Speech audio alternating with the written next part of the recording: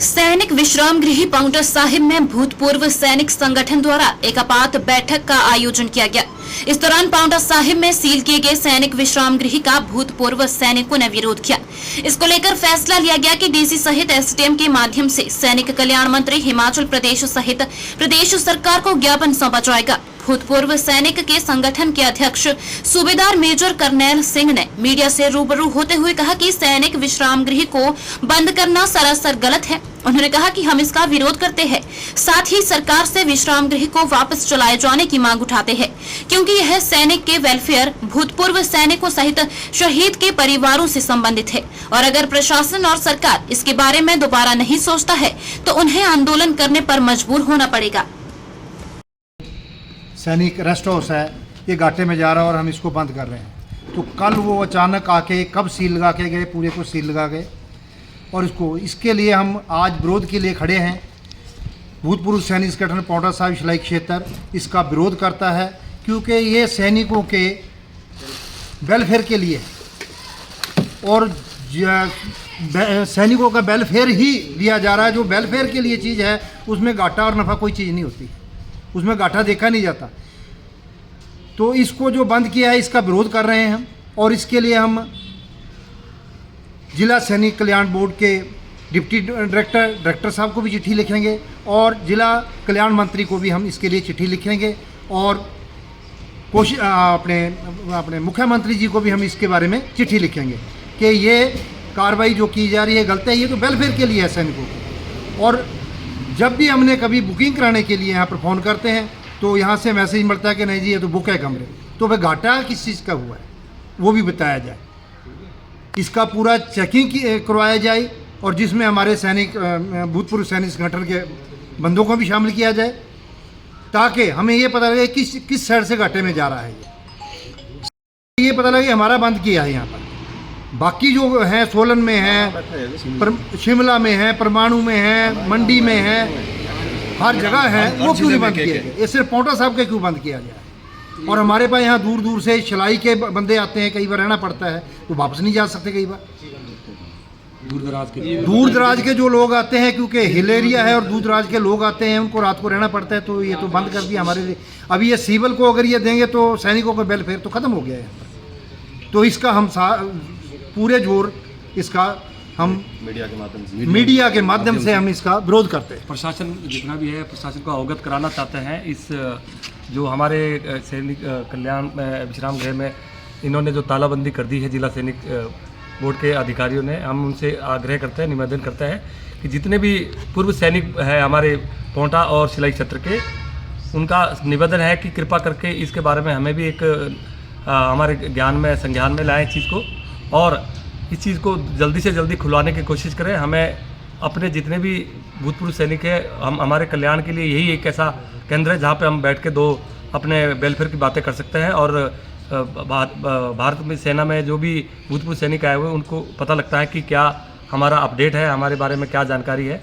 और आज हम मीडिया के माध्यम से पूरे प्रशासन को और जिला प्रशासन और हमारे जो लोकल विधायक है सुखराम जी और हमारे जितने भी प्रशासनिक अधिकारी है एसडीएम साहब और डीसी साहब और डिप्टी डायरेक्टर जिला सैनिक बोर्ड सिरमौर डिस्ट्रिक्ट सिरमौर और डिप्टी डायरेक्टर डिस्ट्रिक्ट वेलफेयर सैनिक एसोसिएशन वेलफेयर नाहन, सबको इस चीज़ के बारे में अवगत कराना चाहते हैं कि कृपा करके इस चीज़ का जल्दी से जल्दी समाधान करें और हमें उग्र आंदोलन करें। अदरवाइज अन्यथा हम इस चीज़ का पूरे सैनिक मिलकर के शांति प्रदर्शन करेंगे और एक आंदोलन करेंगे जो शांतिपूर्वक होगा, जिस प्रकार से किसी भी हमारे प्रशासन की किसी भी कार्रवाई में बाधा ना डालते हुए शांतिपूर्ण मार्च निकालेंगे और हम प्रोटेस्ट करेंगे। तो हमारा सैनिक रेस्ट हाउस है, ये अगर आप देखें कि पूरे हिमाचल में क्या भारतवर्ष में इसी तरह से कोई पीडब्ल्यूडी विभाग से बना है, कोई एरिगेशन विभाग से बना है, कोई फॉरेस्ट विभाग से बना हुआ है, तो वो सारे डिपार्टमेंट सिविल डिपार्टमेंट के लिए बने हुए और ये एक सैनिक के लिए बना हुआ था। सैनिक का इसमें सैनिक ड्यूटी आ रहा है या ड्यूटी से वापस जा रहा है, भूतपूर्व सैनिक है या वीर नारियाँ हैं, विधवा है, उनके लिए रहने के लिए बना हुआ था। तो अगर हमें यह पता चला है कि ये घाटे में जा रहा है, घाटे का तो इसमें सौदा ही नहीं होना चाहिए था। जबकि अगर घाटे का सौदा हुआ है तो इसका प्रॉपर ऑडिट होना चाहिए डीसी साहब के माध्यम से।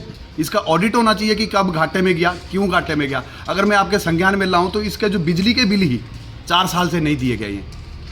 अगर मैं आपको बताना चाहूँ, यहाँ पे 3 कमरे जो कि single room with attach bathroom है और 10 डोरमेट्री है, और ये जब भी हम यहाँ भूतपूर्व सैनिक आते थे हमारा कोई फुल मिलता था, तो घाटे में कैसे चला गया?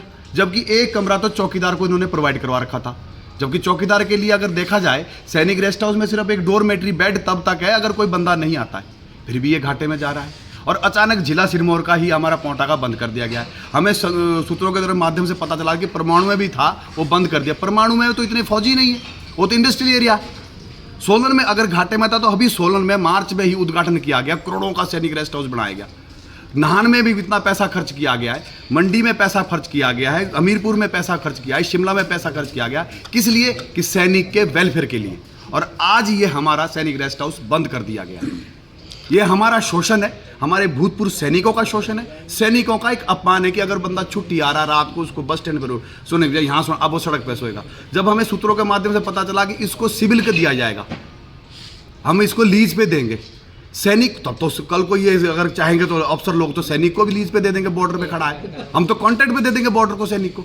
मेरा परसों शहीद सैनिक हुआ है बरली से, आपने मीडिया के माध्यम से बताना चाहूंगा, उसमें इतने पब्लिक खड़े थी, इतनी भूतपूर्व सैनिक खड़ी थी, क्या कोई अधिकारी कोई और आज दिखाई दिया? लेकिन नहीं, शहीद होने के लिए भी सैनिक है और वेलफेयर बंद होने के लिए भी सैनिक है।